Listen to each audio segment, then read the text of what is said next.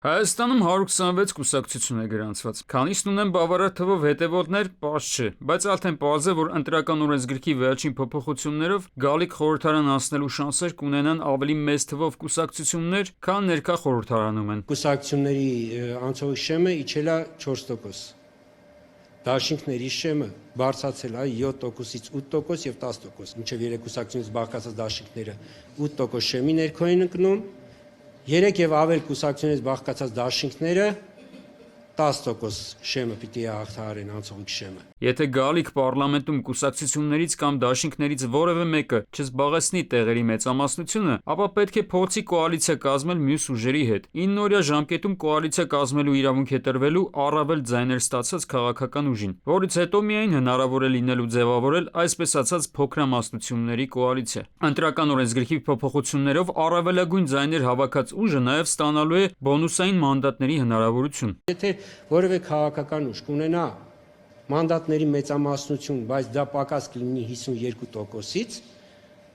ընտրական օրենսգիրքը սահմանում է, որ տվյալ քաղաքական ուժին պետք է տրվի լրացուցիչ մանդատներ մինչև այդ 52%-ը լրացնելու չափով։ Այս լրացուցիչ մանդատների ինստիտուտը ներդրվել է, իմաստը եղել այն, որ ազգային փոքրամասնություններին զերծ պահեն Հայաստանի ներքաղաքական բանավեճերի այդ կիզակետում հայտնվելուց։ Այս օրերին տեղեկատվություն է շրջանառվում այն մասին, որ վարչաիրավական ռեսուրսների կիրառման միջոցով հնարավոր է ուժեղ Հայաստան կուսակցությունը պարզապես դուրս մղվի գալիք ընտրապայքարից։ ԿԸՀ նախագահը բացատրում է, որ կուսակցությանը որպես ընտրապայքարի թեկնածու չգրանցելու տարբերակ չունեն, եթե անհրաժեշտ բոլոր փաստաթղթերը ներկայացված են։ Գրանցումից հետո ընտրապայքարից հանելն էլ ԿԸՀ-ի գործառույթը չէ։ Կենտրոնական ընտրական հանձնաժողով ինքը քաղաքական ուժի գրանցումը ինքը չի կարող ուժի գործած ճանաչել։ Մեր օրենսդրությամբ կենտրոնական ընտրական հանձնաժողովը այդ հարցով պիտի դիմի դատարան։ Այսինքն եթե գրանցումից հետո որևէ քաղաքական ուժ հետևողական ընտրական օրենսգիրքը ոտնահարի, եթե կլինի կենտրոնական ընտրական հանձնաժողովը պիտի որոշի դատարան դիմել։ Այսինքն այստեղ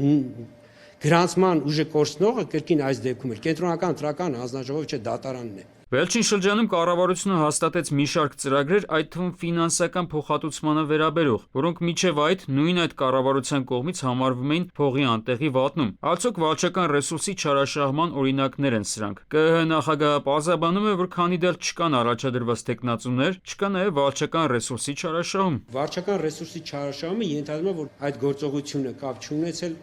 տվյալ, չգիտեմ, պաշտոնյայի պարտականությունների կատարման մեջ կամ դա ինքը այսպես ենք իր բնականոն գործառույթներից դուրս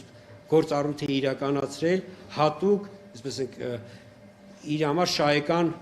դիրքում հայտնվելու համար։ Գալիք խորհրդարանում մանդատների բաշխման հետ կապված փոփոխությունները եւս կատարվել են ընտրական օրենսգրքում։ Մասնավորապես քաղաքական ուժը, որը կստանա մանդատների 2/3-ից ավելին, բայց ընտրություններում հավաքած կլինի ընտրողների 2/3-ից պակաս ձայներ, ստիպված կլինի 2/3-ը գերազանցող մանդատները փոխանցել անցողիկ շեմը չհաղթահարած քաղաքական ուժին։ Արմեն Նաթալյան, ժամը լրատվական։